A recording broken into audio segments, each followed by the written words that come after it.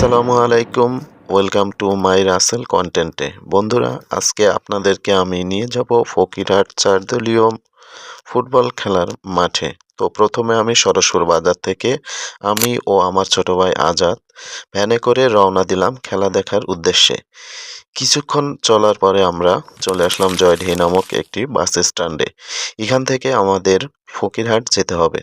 তো গাড়ি আসতে দেরি হয়, আমরা চলে গেলাম একটি চায়ের দোকানে। সেখানে গিয়ে আমরা একটু চায়ের আড্ডা দিলাম। চা খাওয়ার ফাঁকে দেখতেছি যে আমাদের গাড়িটি কখন আসবে।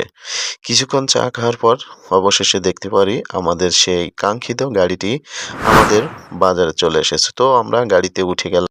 ওঠার পরে আমরা গাড়িতে একটি আরামদায়ক সিটে বসে পড়লাম। যেতে যেতে আমরা আশেপাশে মনোমুগ্ধকর কিছু পরিবেশ দেখতে পাচ্ছি, যা আসলে সত্যি অসাধারণ। কিছুক্ষণ চলার পর চলে আসতেছি আমাদের সেই কাঙ্ক্ষিত জায়গায়, যেখানে আমরা খেলা দেখতে এসেছি। দেখেন মূল ফটকটি, যেখান থেকে পায়ে কিছু দূর হেঁটে গেলেই আমরা আমাদের সেই খেলা দেখার মাঠে প্রবেশ করতে পারি। তো এই যে হচ্ছে আমাদের খেলার যে মাঠের মূল ফটক, সেখান থেকে ভিতরে কিছুদূর যাওয়ার পর ভাই রে ভাই, অসাধারণ ভিউস!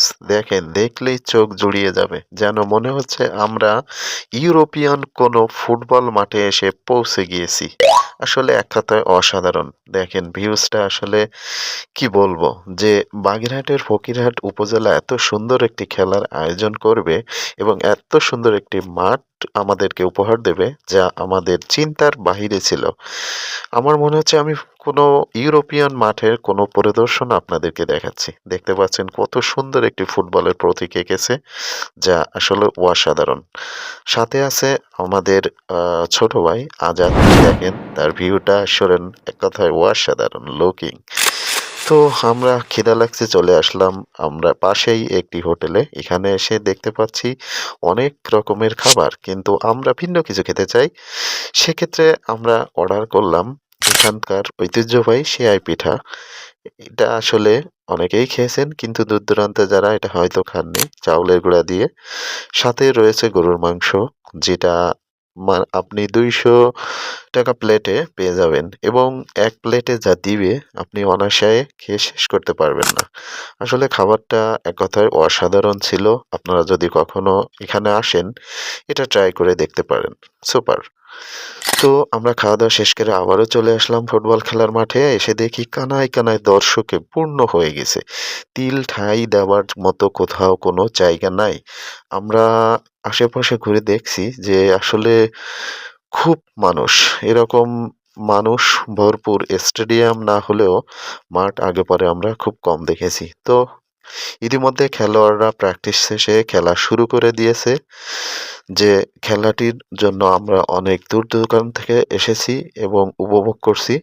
তো দেখেন খেলা শুরু হয়ে গেছে। অনেক সুন্দর খেলা হচ্ছে। সুন্দর পাসিং, বোলিং, যা আসলে খুবই সুন্দর। এক কথায় বলে শেষ করা যাবে না। দেখুন, কোনো জায়গায় একটুও আপনার দর্শক দাঁড়াবার জায়গা নেই। বাড়ির ছাদে, আশেপাশে যেখানেই দেখুন মানুষের লোকের লোকারণ্য। আপনারা যারা না আসছেন, এমন খেলাটি অবশ্যই মিস করবেন এবং আপনার আশেপাশে যে এত সুন্দর একটি খেলা হয়ে গেল, আপনি মাঠে আসলেন না এবং দেখলেন না, সেজন্য পরবর্তীতে হয়তো আফসোস করবেন।